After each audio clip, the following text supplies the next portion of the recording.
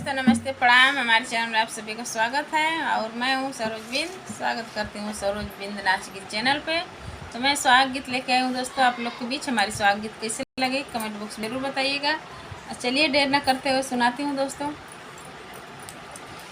रे भरला जोगावा हो सजला जोगावा सासुरानी बेजावेली सिंगोरम जोगावा सासुरानी बेजावेली सिंगोरम जोगावा हे भरला जोगावा हो सजला जोगावा सासुरानी बेजावेली सिंगोरम जोगावा सासुरानी बेजावेली सिंगोरम जोगावा नादुवरवा बिचावा नायांगनवा बिचावा नादुवरवा बिचावा नायांगनवा बिचावा दुल्हा मड़वा के बीचे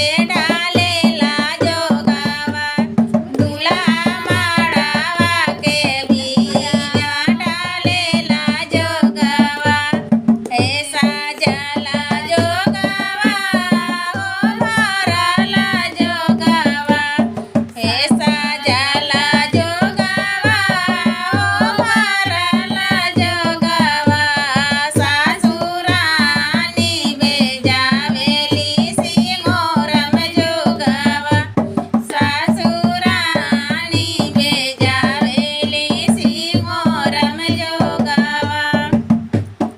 अरे ना चाचा के ना पापा के आगावा ना मम्मी के आगावा ना पापा के आगावा ना मम्मी के आगावा दुल्हा परदा के भीतर डालेला जोगावा दुल्हा परदा के भीतर डालेला जोगावा हे भरला जोगावा हो सजला जोगावा हे भरला जोगावा हो सजला जोगावा नानगरानी सिंगोरा में भेजेली जोगावा नानगरानी सिंगोरा में भेजेली जोगावा